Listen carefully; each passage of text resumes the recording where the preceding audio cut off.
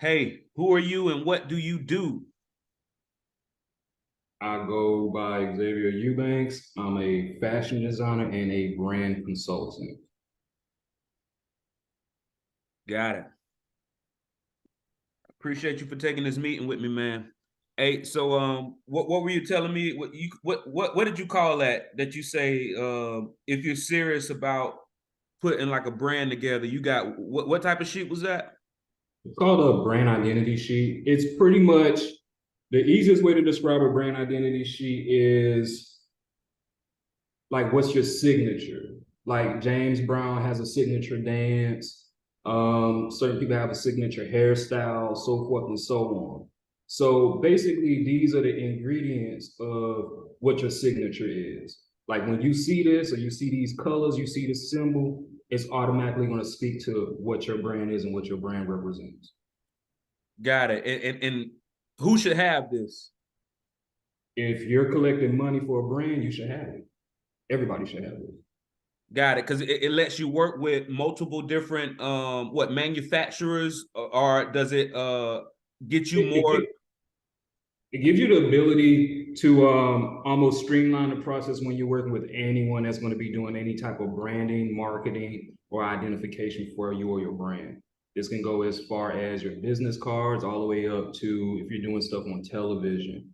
These are all the things you want to kind of want to follow you because your branding is your lifeline. Your branding is going to be almost your elevator pitch when you don't have the opportunity to make that said elevator pitch. They should be able to kind of take in the information and say, okay, I see what this looks like, what this stands for, and then be able to proceed forward. Mm. It kind of reminds me of in my industry, I have what's called a capability statement. It shows it tells a little about my company, my competencies, my past performances, my contact information, and my differentiators, right? And what I do at networking opportunities is I have conversations with people, and if it's a networking opportunity, majority of the conversation is about them. But when I'm leaving the conversation, I hit them with, "Hey, is it not okay for me to send you my capability statement?"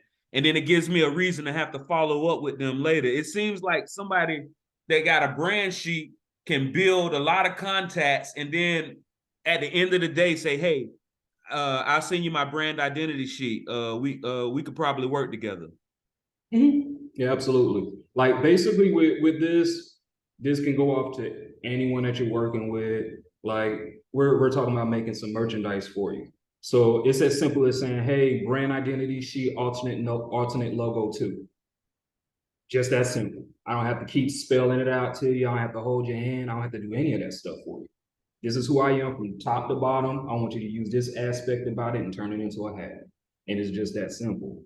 So if like example, if I was to reach out to a manufacturer and said, hey, I want to do a t-shirt with just text across the front of it. I already have three different variations of text. They already know what font to use. I don't have to send them a font. I don't have to send them any PNGs or any PDFs to get the work done. It's all included in one sheet. They can just pull directly from it. So it's kind of like what, like a PNG file, or what type of file are you typically What I sending? usually send out is I usually send out a PDF Okay. because it doesn't lose resolution. And that's something that you always have to factor in, especially if you work dealing with someone that does graphics. Because the higher the quality the image is, of course, that's going to go down, trickle down. You can't make a low quality image look high quality. You can make a high quality image look low quality. So you always want to start at the top of the top and then work your way down. So with a PDF, that gives you the opportunity to have something that's a little bit more high definition and it won't change in quality as you increase the size. So yeah, that sounds like to me. You want to make sure to retain all of your options. One of those old sayings: uh, "A smart man can pretend to be dumb, but a dumb man can't pretend to be smart." Right? You're saying, hey, a quality image. As long as if you make sure they only have the best quality image, they can distort or whatever they want to do to it, depending on what look you're trying to go for. But if you're already sending them a low quality image, you just drastically limited yourself. Absolutely. Absolutely. All right, bet, man. So I just wanted people, because you know, me and you, we got this meeting set up. I just wanted anybody that might be listening and watching this on the Entrepreneur This podcast to see that you know your stuff, and you know, you helping me out with what I'm trying to do, so we can get into the meeting, man. And I want to, you know, to see how much I don't know about this and how you gonna help me out. But I I got appreciate it. All you. I right, got you. so what's up? So what questions do you need from me and all of that? Well, I know you said you had your general logo, and that's enough for me to start from, because what you want to have is, of course, your main logo. Like the best way to put this is like, think of a Nike logo. Nike has just a swoosh. They have the swoosh with the word Nike. They have the word Nike. They have the swoosh with the Nike and Nike Air. These are all considered individual logos, and they use those in different areas on what they do. They can't put on the side of a shoe the Nike logo, the Nike swoosh, and the Nike Air. That's overcomplicating the thing. You want to just have a symbol. So you always want to at least have your symbol. You want to have a text-based logo that includes your symbol, and then you want to have something that's just indicative. As soon as you see it, there's no question about it. You know that's my logo. You can't really confuse it. It's something unique. And then, of course, with your banners, headers, letterhead, cards, etc., you want to have just your text by itself. So just this section alone is going to put yourself in a position to where you can. These are all the logos you technically would need to have a brand, if you will. You got your text-based logo, you got your symbol. That's really all you need. Now, if you're starting to get into like branching out and making merchandise, or you're going to be touching different areas of things, then that's when you want to have like things like alternate logos and everything like that. And that's pretty much what this section is for.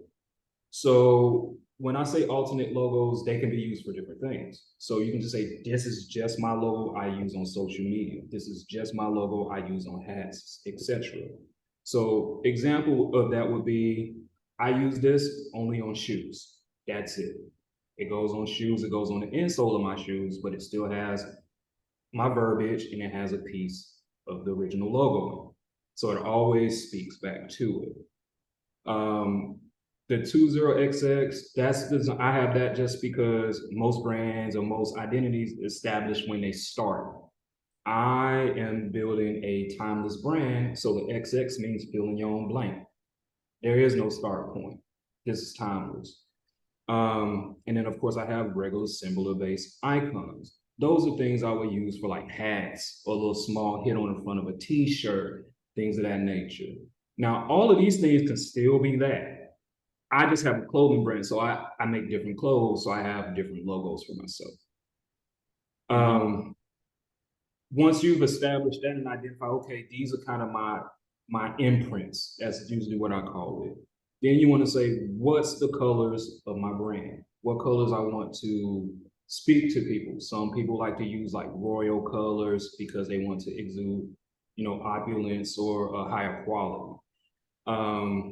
And that's something I'm doing with my brand as well. Gold is usually tied to opulence. Red is usually tied to like hard work and soul and anger. So for my brand, I have my main colors, which are these: black, white, gray, gold. And then I have my alternate, and those are things that are used for alternate things. Or if I ever want to transition to new colors, I'm already prepared for that and I already have the language for it. So that's what these things will be. Almost like accent colors, like hot links will be red, things like that on your website. Mm-hmm. Then you want to be as uniform as possible when you're presenting things to people, which is why I have the standard fonts to use for everything that I do. If you notice, this is the same font that's here, here, and here. And this font is here, here, and that's it. I don't use this font very much. I use it basically for my shoes. So I have my standard font, and then I have my alternate font, if you will. Mm-hmm.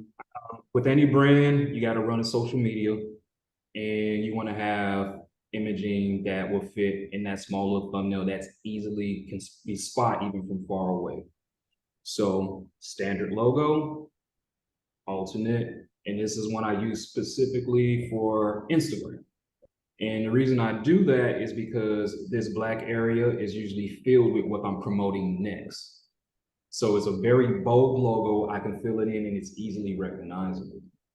So that's my brand sheet. I have everything positioned in a way to where I can just kind of pick and choose. And I say, this is for hats, this is for shirts, so forth and so on. This is a little bit more in depth or a lot more options just because of what I do. Now, with like what you're doing, you have a podcast, you have your brand, and you're doing like consulting and everything like that. It all can technically be just this section. Is when you start to get into like you're doing subsidiaries of your brand, or like for entrepreneurs, it's like entrepreneurs real estate. Then that's when you'll start getting into stuff like this, with your alternate logos or anything like that. Or if you have like for your Patreons, if you have a special name for your Patreons, like bag chasers or whatever you want to call it, whatever it is, I don't know. This is kind of where you'll kind of have that type of information. So it's like, this is the default. This is like almost right up under it. Like speaking to your individual people, like we talk about demographics and things like that a lot. These are where you're going to start speaking to demographics. So like even an example, like with my regular Chevron logo, I have alternates of that Chevron logo for barbers where it's just the razor blade and it's in that shape like a chevron, or painters or skateboards and things of that nature. So that's when you get into like these type of things and you're speaking to specific demographics. This is just your insignia. This is like, you don't know who I am. This is what I want you to see and understand and recognize. And then once they get into the door, that's when you start playing with this type of stuff with your alternates and everything. Okay. Yeah, because with what I'm doing with the Entrepreneurs brand, it's, bro, I'm prepared for a complete rebranding. I'm not married to anything. I'm not married to any colors. Okay. What I want to do is have it to where, because as you know, I'm starting off with the hats. I want to have it to where Entrepreneurs is pronounced right, but somewhere indiscreet, maybe behind, the opening in the back of the head around that little circle, maybe that's where it says the Entrepreneurs Podcast. But I really want the Entrepreneurs to be pronounced, and I want the colors to, of course, I know whatever the brand logo is going to probably ultimately have like stationary colors, like what you have with the brand identity. But what I learned from you is every season there are different colors that are in. I want to be able to have these hats to where people they may have never listened to an episode of the Entrepreneurs Podcast at all, but it just looks so cool and the colors match their shoes or the shirt they just bought. So you want your merchandise you want it to feel more lifestyle than promoting. And yes, the reason I wanted to promote indirectly because so the way podcasts work, at least for now, is they don't necessarily check to see how long that somebody listened to the episode. They just count that it was downloaded. I want to get to the point to where people are going to be so attracted to these people's hats, and when they investigate it, they see that it's a podcast, and they're going to go to it because a lot of people when they see the name Entrepreneurs, they think it's like a business development for people who are in the lifestyle of going on nudist colonies, right? And I play around with that, but really it's because entrepreneurs are bearing it all, so it's like a play on words. So that's the way I want it. I want it to be like you said, a lifestyle brand that people, they wear because they like it, and probably 1 out of every 100 people that sees the hat is going to realize that it's a podcast. Okay. Gotcha. So your logoing is going to be extremely important then. Because you want it to be like, basically what I'm gathering, you want it to be, if you know, but you want it to be intriguing enough to where you want to know what that is. Hey, what's that? There you go. What's Yeah. that? So then, yeah, it like you said, it can't be too in your face with it. So we would have to start with the symbol first. Like the font and all that stuff, that's super duper secondary because you can build that around your logo, right? Mm-hmm. So we would need to, or I would need to brainstorm as for what would make sense for a logo for you. Mm-hmm. Like as soon as what you explained to me, the first thing that came to my mind was a dollar sign, like it's taking its clothes off, like taking the green off. That's the first thing came to mind because it's playing on what you're playing on, right? Mm-hmm. And it's going to create a question: what the fuck is that? Sorry for what is that? Mm-hmm. Why is the dollar bill taking the green off and it's black up under it? Mm-hmm. It's because that dollar's about to bear off. So that's the first thing came to mind. So it's got to be like in that realm. It doesn't have to be that, but like something like that where it's just like, wait a minute, what is that? What is that? Like, I like where your mind is going. Yeah, yes. Like even with my logo, they're like, well, it's a greater than symbol, but they don't automatically say it's a greater than symbol. Like, mm-hmm. Well, what does that even mean? It's greater than anything that stands to the left of it. You're greater than that thing. Mm-hmm. So, like, that's the whole point is that what you're doing and what you're wearing is greater than what anyone else is doing, mm-hmm. and that's how that conversation gets started. So we got to figure out how to create that conversation of what is this? What is it? Yeah. And that was the first thing that kind of came to mind. Of course, I'm going to do some more brainstorming as to kind of figure that out. But I think that's going to be where the direction you should go with that. Yeah. And my reasoning for that is, like I said, you want to be able to have something where it's recognizable from afar and you get close enough like, wait a minute, what is that? Yeah. Oh, yeah, so I like it, man. Get them to stop and at least have that conversation. Like, that's a cool hat. What does that symbol mean? Because a lot of the times people will jump on colors or how things are laid out. So as long as you get those things down, like that's why I said that stuff is secondary. We can figure out the colors and stuff secondary because I understand color theory. So like that part's easy. It's about being able to garner that attention based off just seeing the logo once. Yeah, bro.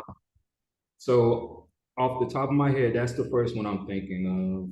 It's all going to be around money or handshakes or something like that, because those are things that's tied into, doing business, right? Mm-hmm. So, nudists get naked. That's the first thing that comes to my mind 100% of the time. Nudists get naked. Thinking. Oh man, you might. Nudists get naked. That sounds like a brand. Mm-hmm. Yeah. Or nudists bear all, like you said, nudists bear all. So like that can even be your byline for it. Like, yeah, because the byline is the Entrepreneurs Podcast, the place to hear real entrepreneurs and business owners bear it all. That's the existing tag. Right. Gotcha. That's a little long. Oh no! See, I think I confused the conversations. You talking about a tag for to put on the hat or anywhere. So yeah, example, the brand. Yeah, all right, yeah. If you go to my website, you know how like in the tab it'll say like the website and then have like a little logo. Yeah. When you go to mine, it's the greater than symbol and it says by design. So Magnus is greater by design. It's better than you because I want it to be better than you. So like even with like Entrepreneurs Podcast, where money bears all, or where I don't know, something along the lines, something short is like a catchphrase. Mm-hmm. So like I understand your byline, don't change that. But your catchphrase is something real short. That's exactly what it is. It's like a witty punchline. That's all it really is. It ties into your title. And then So it's is entrepreneurs bear all too long for what you're saying? no, no, not at all. It can be entrepreneurs where we bear all. Mm, yeah. So, guess what that does? It explains your name too. Mm-hmm. Because see how you explained it to me right away? It's in the tagline. Mm-hmm. Yeah. Yeah, so like that makes it to where again, somebody that don't know you, your brand, or anything from a can of paint, real quick, what it is, real quick. This is for entrepreneurs. We're gonna give you all the secrets. We're gonna bear it all. So it's like it's real quick as hell. Boom, you got it. So like that's what you want to always do with branding. It like when I say like this sheet is your elevator pitch. You want to catch them with this. You don't want your elevator pitch to be so long they stop listening, right? So Yeah. you want to just catch them real quick, like boom. This is what I do. This is what it is. That's it. And then that's when they tell me more. Well, what Mm-hmm. do you mean by that? What do you mean by you barrel? Tell me more. So like that's what branding is. It's to garner interest in what the hell you're doing. So without someone knowing you at all, you want to be able to quickly tell them what you're doing and kind of hit that light bulb on them real quick. Like, ding, oh, that's what they're doing. Cool. Let me get in there. I'm very interested in that anyway. So Mm. then you got right in the door. Um,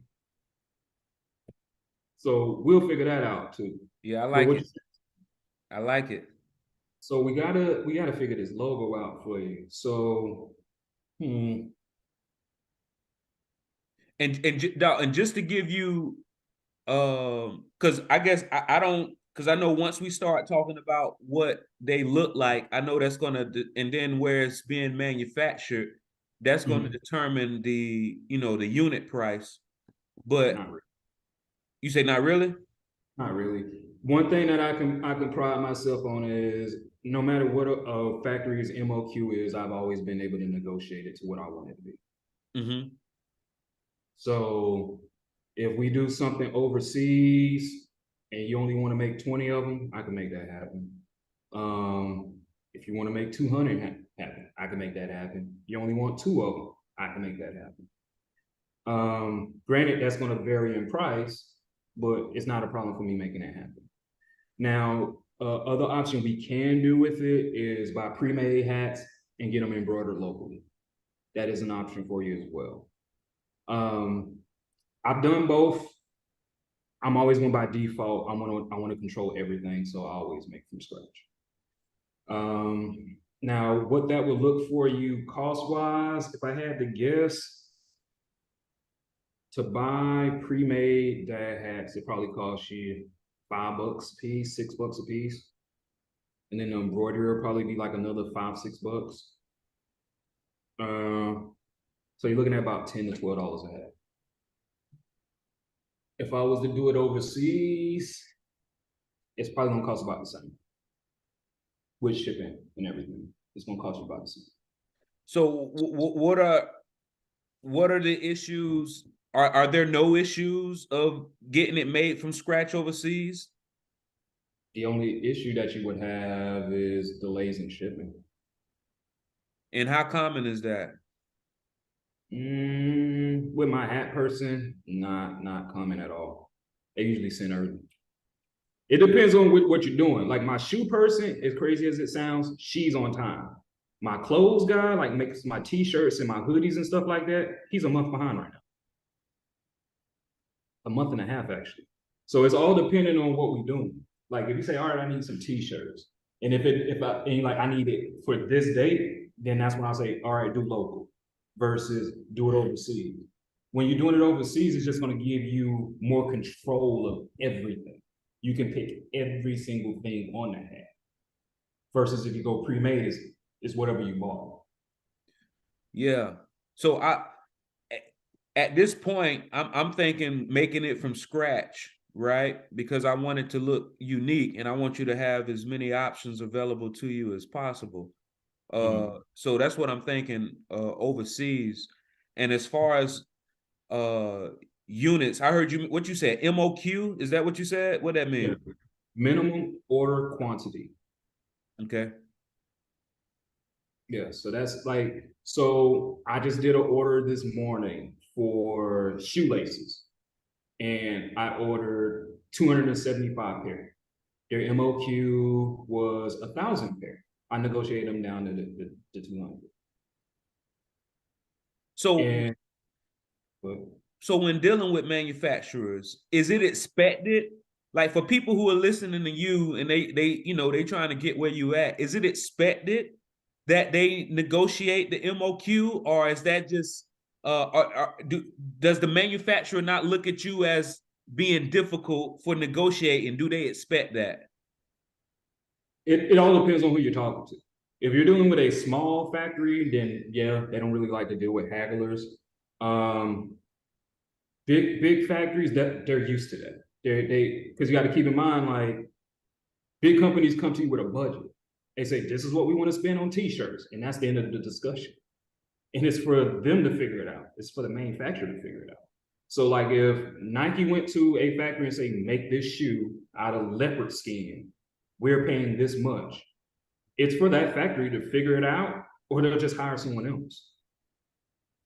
Like in the manufacturing game, especially overseas, it's a dime a dozen. It's plenty different manufacturers. If one don't work, you can find another. A lot of the game is the middleman. So a lot of the times you're speaking to the middleman that goes to the same factory. Some middlemen, they do a lot of sales, so they're gonna drop their nuts. Some don't. They brand new. They're gonna work with you. And then some, they just want to just have a bunch of sales. My shoe person, they just want to have a bunch of sales. So they work with me whatever number I give them, because I do 3-4 orders from them a month. And whenever she says I have a quota to meet, I'm this far off from my quota, I just say, all right, cool. Here's the money. Make me something that fits within that budget. So it's all about the relationship you have with the manufacturer. I have a relationship with the people, my consistent manufacturers, where I pay my manufacturers bonuses for doing their job on time or ahead of time. If I'm dealing with a middleman and they have a quota they have to meet to impress their boss, I ask them, what do you need to impress your boss? And I make sure I fall into that.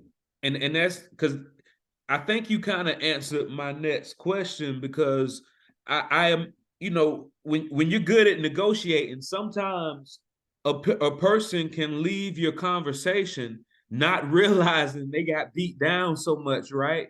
Do you, and I was going to ask you, do you never get scared that they're going to reduce your quality because you beat them down so much? But it sounds like that won't happen, because even though they know they might be getting smaller margins, you set the expectation that when they deliver at good quality, you reward them. Well, yeah, the thing is, and what I do in particular is that it's such a volatile business that people come and go. So like they may get a guy come in the door, I'm gonna spend $1 million with you, make all this stuff, and then you'll never hear from him again because he spent $1 million. He don't have $1 million to market it. He don't have a way to get it in front of people. He just got a bunch of product, and that happens a lot because you have so many people that view clothing and fashion as a get rich quick scheme. So you have it where people I got income tax money. I'm going to spend my income tax money and invest in making t-shirts. And then they don't have anything to follow that up with. For me, when I speak to a manufacturer, I don't just talk to them about one project. I talk to them about every single project for the entire quarter. Mm-hmm. So I'm showing you what money you're going to make off of me. This is what you're going to make off of me every single month for the next quarter. If you work with me, this money's guaranteed. So if that ends up being $1 million in that quarter, you still getting the same money you would have got from the dude that was flashing the paint. But I'm consistent, so I'm going to keep coming back to you to give you money over and over again. And that's where the value is for the manufacturer most of the time, is that they understand that so many people will come in, do one order, and they'll be done, and they won't hear from that person for a while. I'm going to come at you every single month. So every time you got to reach a quota every month, I'm right here waiting to help you meet it every month. not just once. So that's what's in it for them. I always make sure that whoever I'm working with, they know what's in it for them. Cool. You make sure it's a mutually beneficial engagement. Absolutely. Absolutely. So you say for me, all right, for me, the first thing we're figuring out is the logo itself, like the top sheet, the top of this brand sheet. Correct. Okay. Correct. That's going to be top priority because that's going to get your hats made, and that's going to put it to where you can start transitioning your branding over. Because like, here's the new logo. Start pushing that, see how people respond to it, and everything like that. And then, okay, and here's the brand colors. Here's the brand slogan. Now, boom, everything's changed. Banners changed, website changed, everything's changed. But I've gradually got you into that. Cool. All right. Yeah, man. Is there no additional information that you need from me in order to get started on that part? You said you emailed me your old stuff. I didn't get it. Try to I don't know how we can Well, send it. let me look at the email that I sent it to. Give me one second. Okay.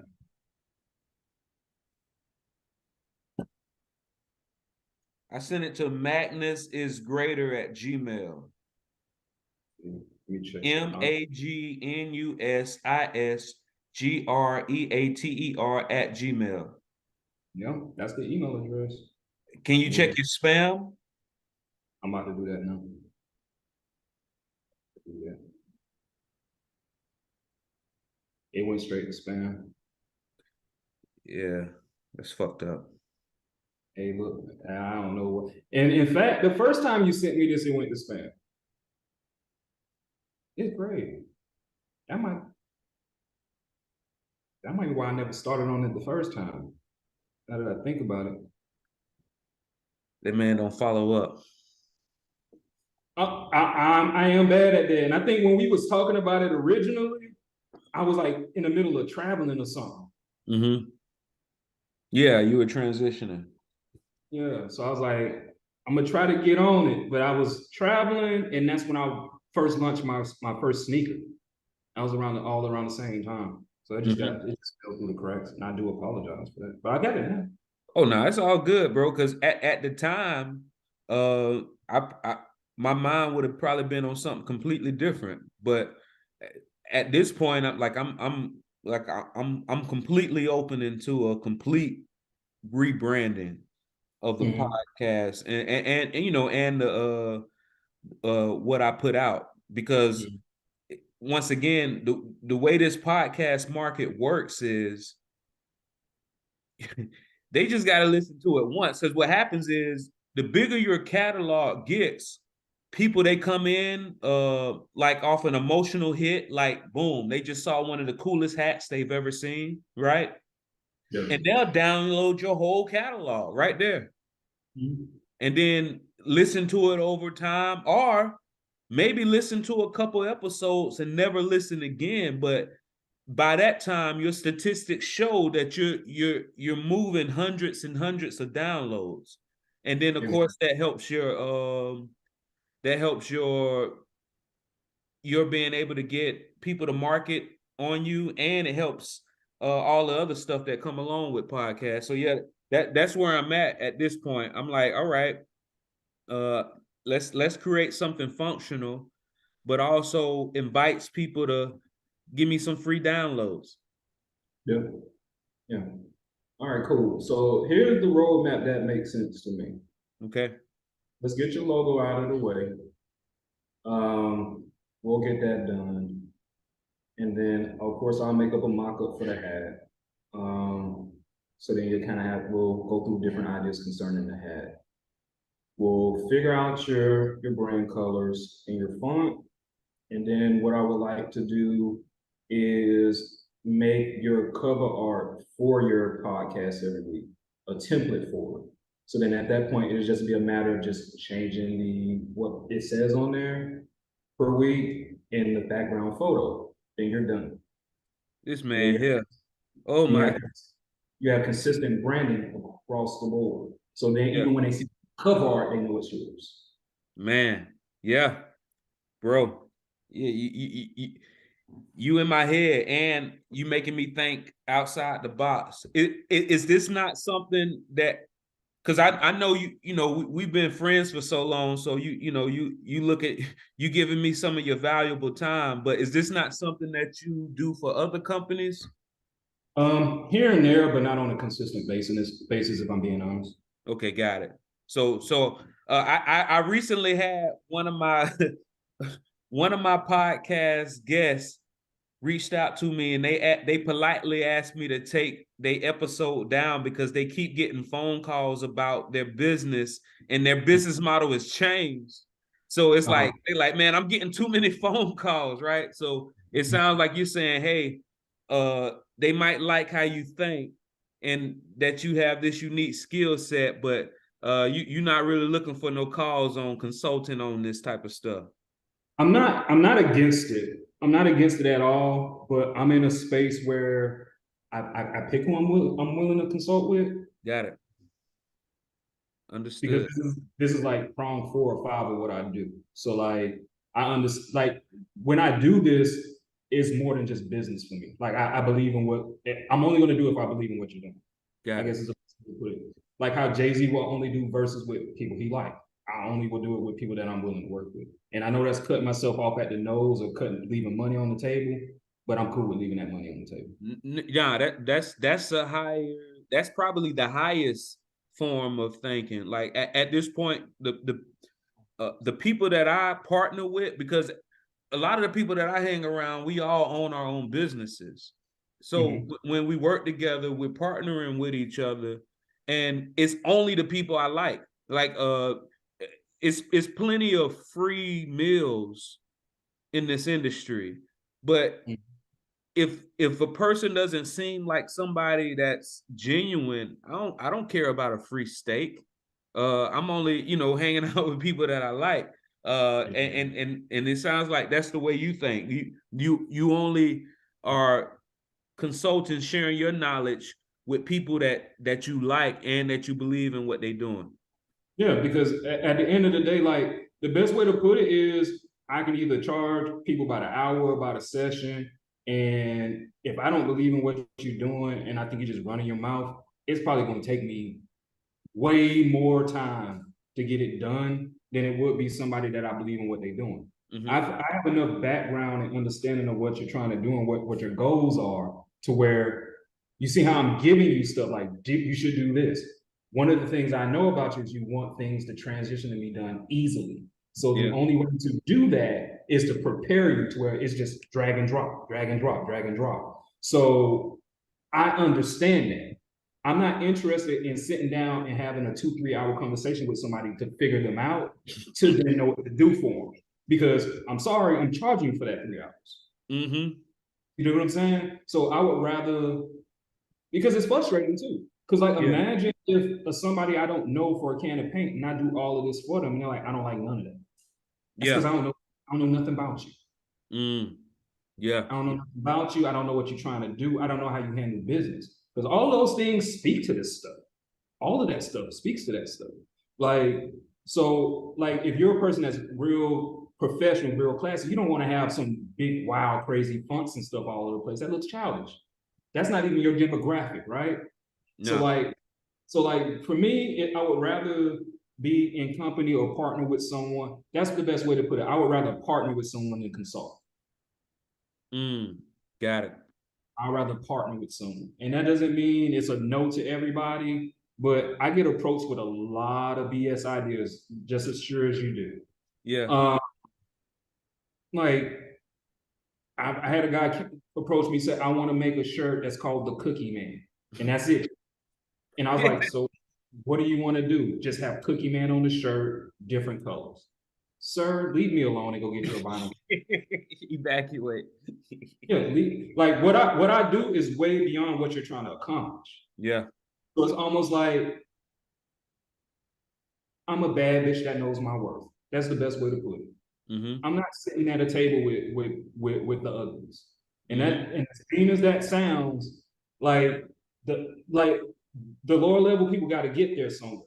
I'm Yeah. just not the person that can help them get there. because at the end of the day, there's certain steps you should probably already have done on your own. And I don't think I'm in a position to ground up with someone to the top, if I'm being honest. Like Perfect. if you got something for me to work with, I can work with. No, that makes a lot of sense, man. And bro, what I like about talking to people like you is a lot of the stuff that's commonplace to you. I'm pretty sure anybody listening or watching this, and by the way, if you're listening to this, you can always watch the video version. All you got to do is go to the description, and usually the URL link for the video is there. But anybody that's listening or watching this, like you done drop some bombs. I think, yeah, like you said, I'm down with the roadmap, and let me know what I need, whatever I need to do next. Do you not want to show any line that you got coming out or already out, or are you good on that? No, I'm cool because everything I got. No, me and you have talked offline, Yeah. and we had discussions about Oh different yeah. lines. Oh yeah. That's right. Like it is, I can't be mad if I see it out in the public. If I'm putting it out in the public. Understood. Understood. Yeah. That is correct, bro. That Yeah, is so correct. I'm just Oh yeah. So trying to once make they sure these once it trade. drop, they can just see me. Uh, and once it drop, then that's when they'll see it. I got it. Yeah. Well, no, I'm gonna do promotion and everything like that. I'm actually speaking with a marketing company now to do that. It's just that how I was handling things beforehand, people were seeing things at the prototype level. Yeah. Oh yeah. Of course. So like what I have I'm just stacking inventory right now. I really want to be able to have stuff in people's hands in 2 days. I'm trying to Amazon my shit moving forward. I'm trying to be like Amazon with my brand. Yeah, because I know a lot of people that deal with creative designers like you.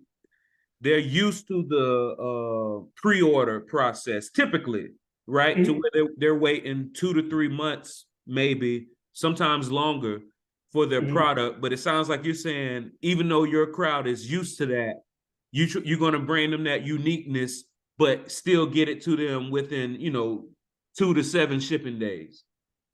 I'm trying to have it in their hands in 2 to 4. Got it. And my reasoning for that is very simple. I have a brand that's very unique. I understand that. So I'm not going to ask someone to wait on that uniqueness. They might be buying that to wear the following day for all that matter. I don't know that. So I'm going to speak to instant gratification, whether the person's interested in that or not. Mm-hmm.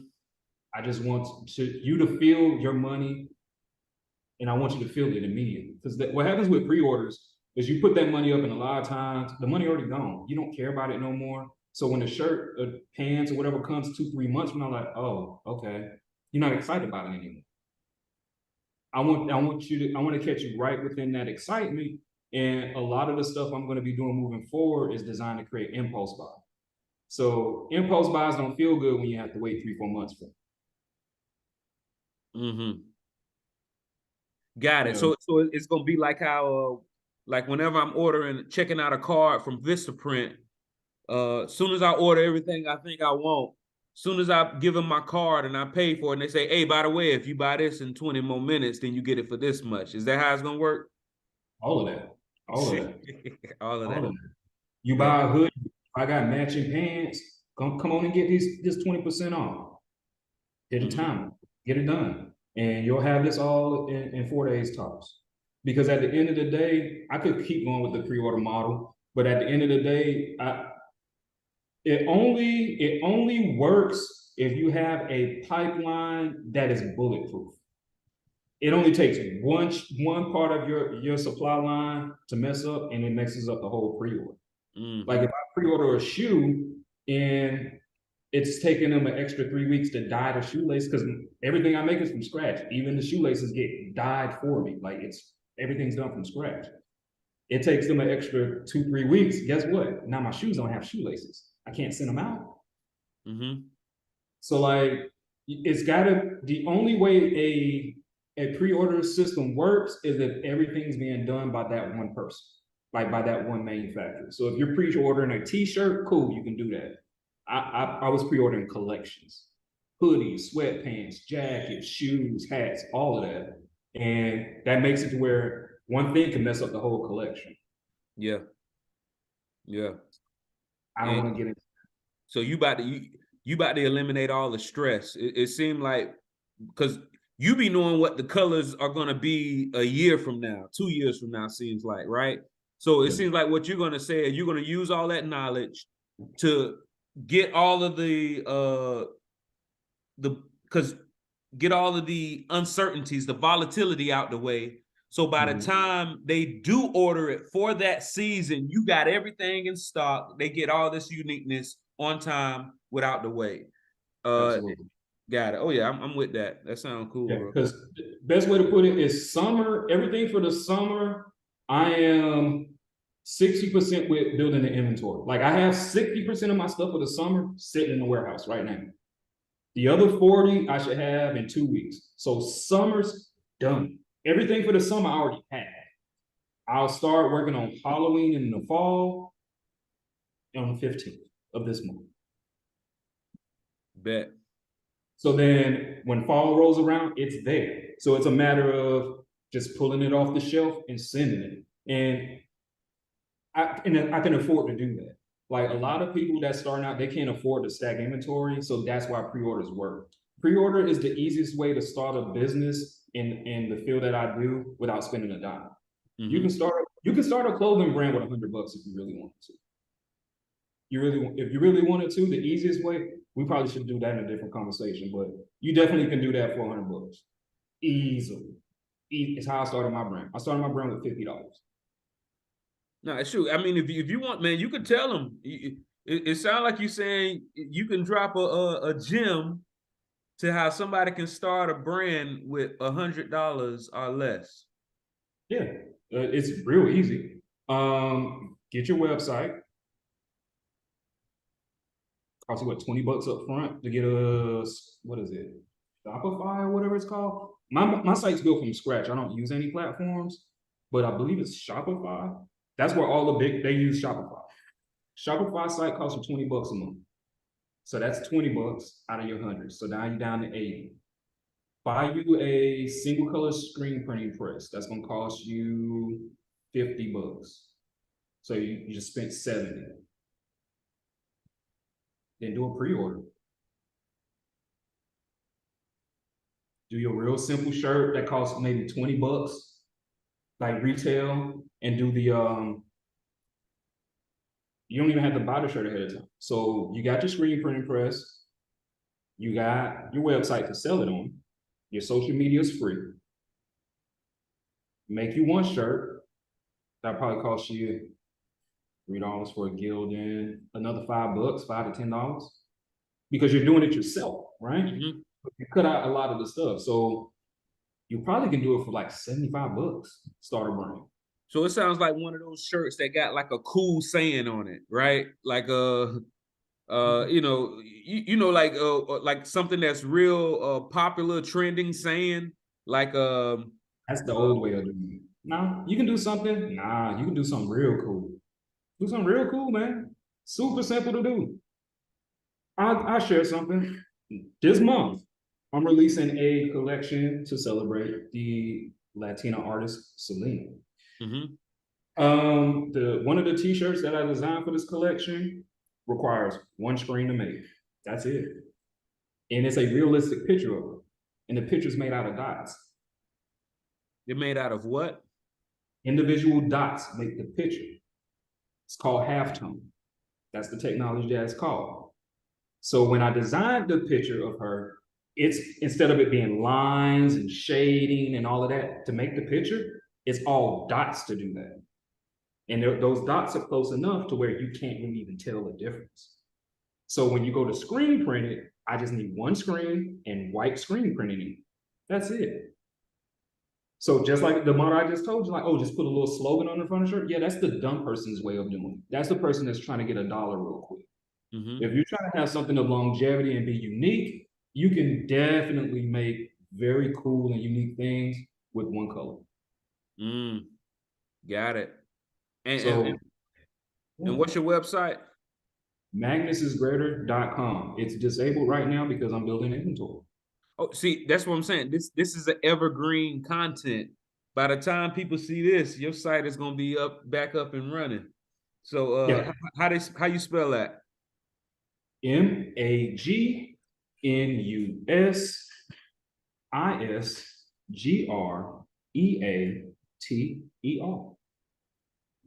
MagnusIsGreater. Bet. Yes, sir. All right, bro. So let me go ahead and shut this down. I want to show you something that I've been working on offline too. All right. Yo, appreciate it, boss. Xavier Eubanks, Madness is greater. Right, man.